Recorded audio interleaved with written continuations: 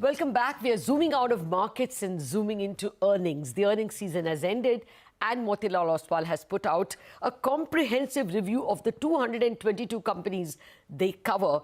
And their one sentence heading is that corporate profitability moderated in the quarter gone by, in the earnings quarter gone by, dragged down largely by metals and oil and gas. That is basically global-facing commodities.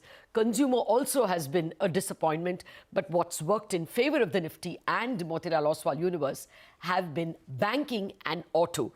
To give us a more detailed analysis of the quarter gone by and what do you buy in the quarters to come, Gautam Duggad, Head of Research, Institutional Equities at Motilal Oswal Financial Services, joins us. Gautam, good morning and thank you very much. It's always educational reading your end of the quarter report. But the message is not very encouraging.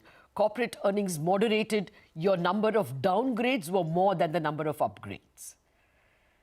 Yeah, hi Lata, good morning. Yes, the strength in the earnings that we had seen throughout 2021, 2022, some part of that has started dissipating beginning of FY23. And it is not reflected in the Nifty numbers because Nifty sometimes tend to hide a lot of things.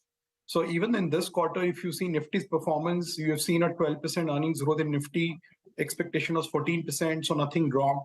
It's only in the broader market, the pain is far higher. Now, when I look at my coverage universe, for Motilal Oswal coverage of 222 companies, the earnings were flat. We were expecting about an 8% growth. You can dissect this earning whichever way you want. If you are bullish, you can say X of commodities, the earnings growth is 30%, which is bang in line. If you are bearish, you can say X of financials, there is no growth in Nifty, there's 0% growth. For our coverage universe, actually, there was a 14% earnings decline X of financials. We were expecting a flattish number. And most importantly, if I look at our own coverage universe by removing Nifty companies, there was a 18% earnings decline. We were expecting about 3% earnings decline. So Nifty gives you a very different picture than the broader markets. And that is where large part of the pain resides. Plus the growth that you're seeing in Nifty, as I mentioned, is very narrow. This time around, auto has contributed significantly and it is happening after a long time. So auto has gone through 5 years of a down cycle, both in volumes and profitability. And this is the first quarter after last many quarters that auto has actually seen a material earnings upgrade. And the breadth of the earnings upgrade in auto sector is also quite high. And of course, financials continues to remain very resilient. You are obviously going to see a financials profit in Nifty this year alone crossing 2 lakh crores. We are at 2.1 trillion. And as I've said before in the past, between FY18 to FY23, the financials profits are up 5x from 45,000 crores to 2,10,000 crores. But that's the only prettier part of the picture. Most of the other sectors have disappointed. Like auto has been a positive revelation.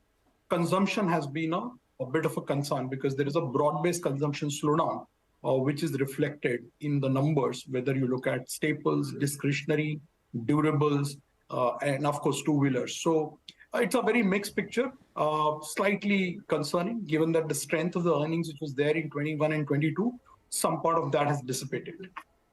Okay, fair point. But, more than analyzing the quarter gone by, I'm interested in those pages of your report which are speaking about the quarters to come, because that's where we want to know where we can place our bets.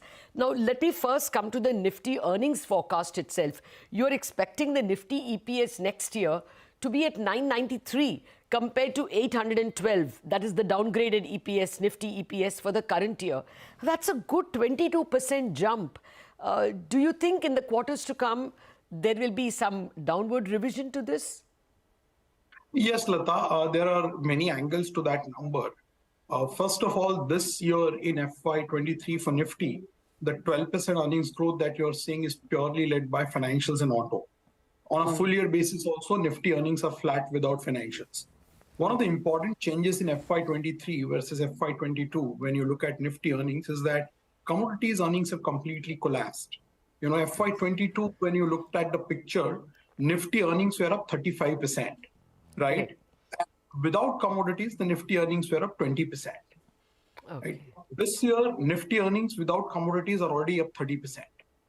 So commodities, which were a big uplifter last year, have become a big drag this year. And next year, that is FY24, you are seeing some, profits coming back. So, for example, in metals, if you see the profits were 75,000 crores in FY22 in Nifty, the three companies, because 40,000 crores came from Tata Steel last year. This year in FY23, the profits in metal space is down to 25,000 crores. So that's almost one third. And next year, the expectations are it will be somewhere about 50,000 crores. So if you look at it on a YOY basis, the picture looks slightly more dramatic. But if you look at it between FY22 to FY24, metals earnings will still be down. And because both metals and oil and gas are such a large part of the profit pool in Nifty, while their index weight is about 12-13%, their profit pool weight is about 20-25%. So whenever things change drastically over there, both on upside and downside, it has an exaggerated impact on earnings for Nifty. So next year, if you look at pure Nifty earnings without commodities, the growth is somewhere about 14-15% and not 22%. So that is the extra element of growth that you are seeing because commodity profits are making a comeback again in FY24. Yeah, no, I take your point because metals, as you, your breakup of that 22%, metals are contributing 125%, clearly because this year they are deeply negative, minus 68% in terms of profit fall. And therefore, there is the low base that's also, helping. But you're expecting continued very good performance by automobiles, a 226% rise in profit current year, on top of it, an 83% rise in earnings next year. So automobiles remain one of your strong bets. That's where those are the stocks you would chase? Yes, but let me normalize the numbers because this 226% again is a bit of an outlier. So what happened? In FY18, the Nifty Auto Universe made a profit of 30,000 crores. It's exactly the year when banking sector made a profit of 45,000 crores. Now, between FY18 and FY23, while banking sector's profit moved from 45,000 to 210,000 crores, auto sector's profit in Nifty has come down from 30 to somewhere about 20,000 crores, right? So auto has gone through 5 years of profit recession or down cycle, whatever you want to call it. Some of that is now coming back because your volumes are improving, especially in PV and CV. Supply situation has eased, especially on semiconductor side, and commodity prices have come off. So if you look at this quarter's performance also, auto was the only sector where you've seen a very substantial and material gross margin expansion of about 360 basis point YOY. Most of the other sectors had a decline or a very minuscule margin expansion. And as I said, auto earnings have seen a 25% upgrade for Nifty. Within the Nifty, auto earnings have been upgraded by 25%. Now, this has happened first time in last many, many years. Except 1 or 2 quarters of the post-COVID when things started opening up, but they came on a very low base. Here you've seen a 25% upgrade. 5 out of 6 Nifty auto companies have seen an upgrade. And going forward, our expectation is that as volumes stabilize, the impact of operating leverage will also come into play. So therefore, we are expecting that auto cycle, which has seen a first year of a decent earnings, will continue because you're coming on a back of a 4 to 5 years of a no growth, or rather degrowth of 5 years. Fair enough. Fair enough. So that explains why auto is doing well. Well, speaking about autos, I have to ask you about Motherson. It was already in your buy list, and today they've announced a fairly decent takeover, which is going to impact about 10% of their, the size of the company. Does that make it a stronger buy?